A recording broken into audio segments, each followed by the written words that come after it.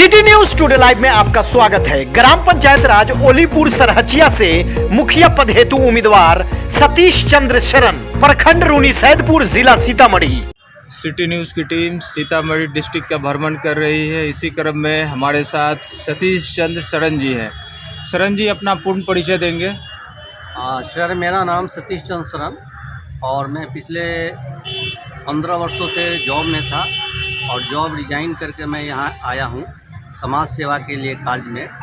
और पिछला इतिहास जानेंगे तो मैं स्नातक हूँ केमिस्ट्री से और मैं शुरू के दौर में 2003-04 में पंचायत शिक्षक भी रहा हूँ, नियोजित शिक्षक रहा हूँ। उसके बाद मैं लाइफ इंश्योरेंस कंपनी बजाज में डेवलपमेंट अफसर, branch manager, senior branch manager था। और रिसेंटली मैं रिलायंस के सीनियर ट्रेडिंग मैनेजर से रिजाइन करके मैं अपना ग्राम से सेवा के लिए, जनता की सेवा के लिए यहाँ मैं आया। मतलब अब आपके बच्चे जो हैं वो अपने पाँव पे खड़े हो गए? बिल्कुल, हमारे 2 लड़के हैं। एक लड़का है जो ट्रिपल ई इंजीनियरिंग करके वो है तो जॉब में आ गया है, वर्क फ्रॉम होम कर रहा है।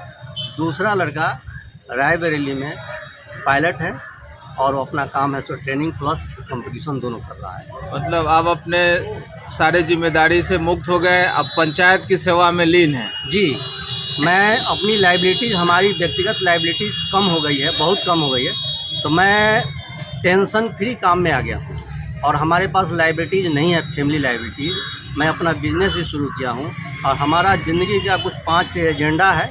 मैं लास्ट ईयर 2020 में रिजाइन करके आया था और उन 5 एजेंडे पर मैं काम कर रहा हूँ।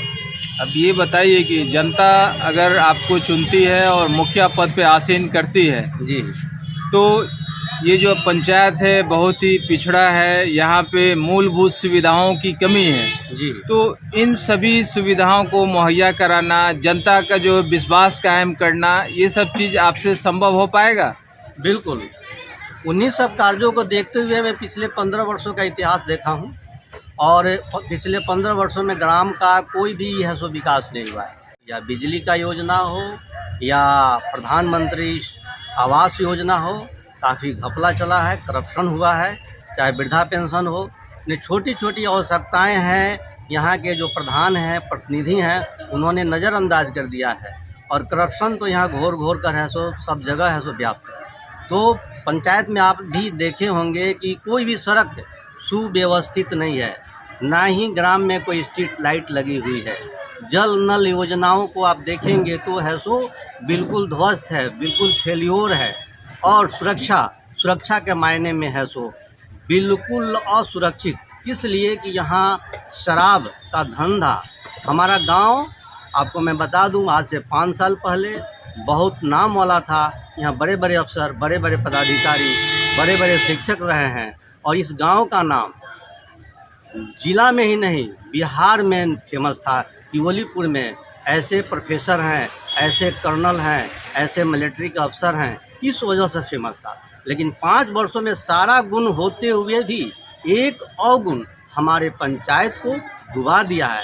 और इसमें सारा श्रेय पिछला वर्तमान सिटिंग मुखिया का योगदान है। जो सरपंच भी बने हैं वो भी है सो अनुभवहीन बने थे, जिसकी वजह से पंचायत के मुखिया और सरपंच की वजह से हमारा गांव अविकसित हो गया और बदनाम हो गया है। आपने कभी अपने पंचायत में ऐसा कुछ सुना है कि यहाँ पे जो भी कुछ कार्य हो रहा है, ठीक है जी, तो कार्य होने में जनता को इसकी सूचना दी जाती है, आम सभा की जाती है, इस तरह का कुछ होता है?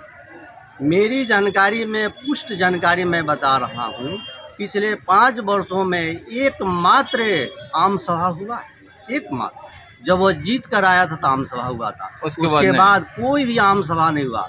उनकी जो है सो समझिए कि मोनोपोली करने वाले थे कि मैं जो कहूँगा वही होगा। लेकिन वार्ड सदस्य उस मोनोपोली को है सो मानने को तैयार नहीं था, जनता एक्सेप्ट करने को तैयार नहीं थी।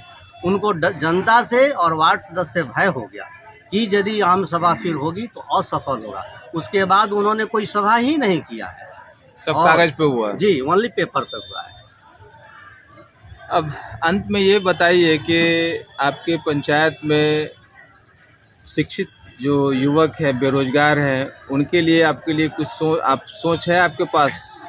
बिल्कुल, सोच बहुत बढ़िया है। आप थोड़ा सा पीछे का इतिहास हम बताएंगे 3-4 वर्षों का। हमारा गांव का युवा और कम पढ़ा लिखा हो ज़्यादा पढ़ा अलग बात है, लेकिन उनका जो है सो शैक्षणिक विकास था, विचार था। लेकिन इस 5 साल के शराब के धंधे में यहाँ का मुखिया प्रतिनिधि उनको धकेल दिया, और धकेलने के बाद हमारा युवा वर्ग है सो बैकवर्ड में आ गया। अब हमको सबसे बड़ा है सो काम करना ये है कि हमको इसको रोकना है। अदरवाइज नहीं रोकते हैं तो हमारे युवा वर्ग क्राइम के धंधे में लग जाएंगे। तो सबसे पहले रोकने के बाद उनको रोजगार के लिए मुहैया कराना है। तो रोजगार कब मुहैया होगा? जब हमारा गांव का विकास होगा, रोड बनेगा, पोखरा, तालाब या अन्य कोई भी काम जो है सो गांव के विकास में कार्यरत। जैसे मान लीजिए कि कोई है सो बहुत बड़ा है सो हम है सो पोखरा का काम करे, मत्स्य पालन काम करे, या मनरेगा की तरह। मनरेगा का पैसा तो बंदर बांट हो जाता है, वहाँ से विकास होता नहीं है। तो उसको हमको है सो निगरानी करना है। युवा को हमको मोटिवेट करना है कि आप शिक्षित हुइए, उनको कंपटीशन के लिए है सो लाया जाएगा। और कंप्यूटर सेंटर खोलेंगे हम, यहाँ गांव में कंप्यूटर सेंटर खोलेंगे, उनको एजुकेट करेंगे, एजुकेट करके छोड़ देंगे। जैसे मालिक अलग अलग जो वृद्ध पुरुष हैं उनको देखभाल में कमी होती है, तो सरकार से फंड लेकर वैसा आश्रम हम खोलेंगे, उसमें हमारा कुछ रोजगार होगा। चाइल्ड हेल्थ केयर के लिए काम करेंगे ताकि है सो उसमें हमारा युवा वर्ग है सो उसमें सम्मिलित होगा। इस प्रकार कुछ है सो शिक्षा हो गया, स्वास्थ्य हो गया, सुरक्षा के भी मामले में हम काम करेंगे ताकि हमारे गांव के इर्द गिर्द जितने भी गलत गतिविधियां होती है उसको रोका जा सके। और ये कौन रोकेगा? हमारा युवा वर्ग ही रोकेगा। तो इस प्रकार जब है सो अंदर से सुदृढ़ होंगे तो बाहर के लिए भी रोजगार के लिए प्रेरित। चलिए, आपने बहुत ही बेबाकी के साथ सारे समस्याओं पर प्रकाश डाला, और समस्याओं पर प्रकाश ही नहीं डाला बल्कि उसके निराकरण का रास्ता भी बताया। सिटी न्यूज़ टुडे से बात करने के लिए बहुत बहुत धन्यवाद।